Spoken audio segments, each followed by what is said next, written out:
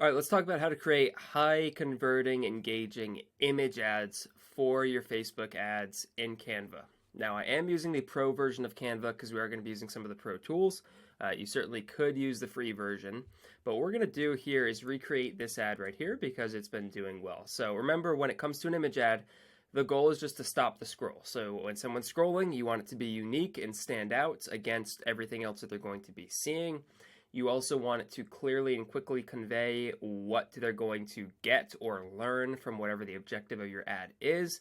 And then it never hurts to show something like some results of people who have gone through it or what you're selling or showing. So here it's eye-catching, right? People stop the scroll when they see this ad. It's really clear, learn to build funnels that actually work. We show some high-performing funnels. And then I've got this AI-generated image of myself to help stop the scroll. And I used something called getimg.ai to generate this. I used the AI generator. What's cool about this is you can actually come in here and you can upload an image to use as sort of a reference. So what I did is I uploaded this image that I use a lot. And then I told it to create a cyborg version of this, and I played around with how similar I wanted it until I got one that I liked, which was this one right here. So back to Canva, what I like to do is first and foremost make sure that we keep everything on brand. So what I like to start with a lot of times is I find the logo that I'm working with. So this is my logo for Market with Mark, and what's cool about right here is it has my brand colors.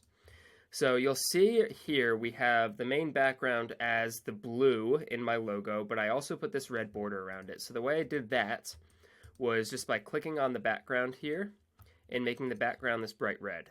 Then coming into the shapes and grabbing a square. And what's in really easy way, one thing I really like about Canva to get your colors for your logo, if you don't have those color codes, just come in here to edit, or let's click on this and we'll go to the color.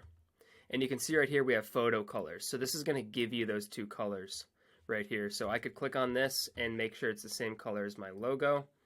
And then what I did is just made it so there was a small border. And pro tip, if you zoom in more, you'll have a bit more control over getting a nice border. So that looks pretty good. Now we just want to make sure, because it just covered up my logo, so we're going to click right here and just send it to the back. And there we've got my logo. So next thing I did was get my logo down here in the bottom left corner.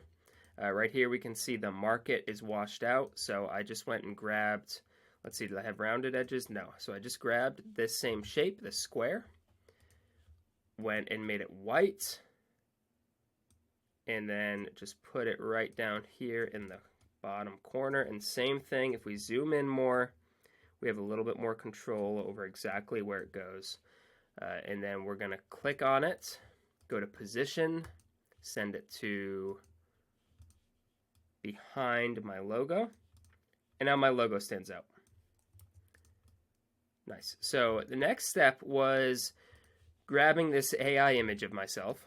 So if I come in here to my uploads, I can grab it right here, but we'll see it has a background. And this is one of those pro tools I'm using. So if we go to edit image, and we go to BG remover, background remover, all we have to do is one click, boom, no background. Now you'll also see in this version that I have sort of that white version behind me. And this is really easy to do. All you have to do, I like to just take what I just created and do Control C to copy it. Put my other version right over here in the corner. Then I take this version, I go to Edit Image, I go to Duotone, click on any of these, and just make both of these white. Now I've got that sort of white background. Now we also could do this with, red. Let's say we wanted to do, clicked on the wrong one. Let's say I wanted to make this red, I could just slide all the way over here. Same thing, slide all the way over here, go red. And then it's just a matter of making your front image a little bit smaller and seeing what kind of border you want, how big of a border, where you want the thickest area of the border to be. So just continue to play around with that until you get to something you like. I think that looks good. Again, I do think the white looks a little bit better here, but we'll keep it right here for now.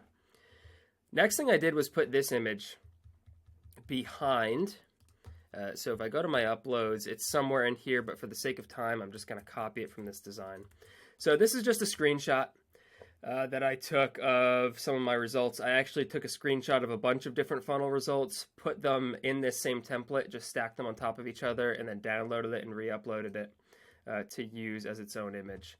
But we're going to go here, and we want to position this not to the back. So we'll put it back to the front, but we'll go backwards. And we just want to make sure it's behind all of these other elements here. And if we look on our original image, you can kind of get an idea of the sizing. We'll do something like, we want these results to be visible. So we'll do something like this. And maybe move this guy back a little bit. So once you get all the elements in, you can sort of come in and just play around with all the sizing. And the last thing was just the text. So I went in here, got a heading, and went again and changed the color, again based on the image color, so it's my exact brand colors here. And then I uploaded a custom text, or a custom font rather, so this is called Race Sport Free. And then I just went in here and did learn to build, and we'll put that there. And then I created a separate text block and did funnels. So we'll put this up here, and then we'll stack these two like this. And then this font was permanent marker. This comes on Canva, and that was just that actually converts. So we'll see this one's spaced out a little bit better for sure, because I played around with it a lot, but that's how you would add all the elements. And from here, you could just space out things a little bit better. So we'll see on my final version, my logo is much smaller. There's a lot more room between all of these elements. But basically, when it comes to making any of the ads, image ads that I make, so right now we're running a Father's Day sale for a client. A lot of times it comes down to these same elements of just taking an image, removing the background, giving it a nice, white shadow or pop behind it. This one you can see we actually blurred it, so we did that duotone. Then we went back into edit image. We went to the blur, which is somewhere in here, right here, blur. Then we blurred it to make that pop a little more. For this text, you can see we added an effect, so we did this outline, did a black outline. Same thing if you're doing something like, like a box art ad. So here we have some box art. Same thing, just uploaded the image, did that white background. So a lot of different things you can do. I always suggest when it comes to running ads, like take multiple different versions. So when I was initially testing out ads for this funnel bootcamp, we had this version, we had this version, we had this version, right? All different types of versions here. But anyways, that should give you a good idea of how to create a decent image ad on Canva. Remember, your goal is ultimately to stop the scroll. So that's what you should be focusing on here. Your landing page, your copy, all the rest of the stuff, that's what's going to actually determine if people buy or opt in, depending on your goal. But your image ad here, you just want to stop the scroll, pique the interest, and get people to opt in. And one more element I actually forgot here was this little red blur down here. So if we actually come in here and we just search something like blur, you got all these different blur effects. And we can do the same thing here with the duotone. And we can just make this blur a different color. So in this case, I did that red blur. And we can click on it and we can change the transparency or the opacity. And, kind of put that down there for a little more added pop. Just very, very subtle. Anyways, if you have any questions, leave them down in the comments below. Shoot me an email, my email below. Hope you got some value out of this. Happy marketing. I'll see you next time. Peace.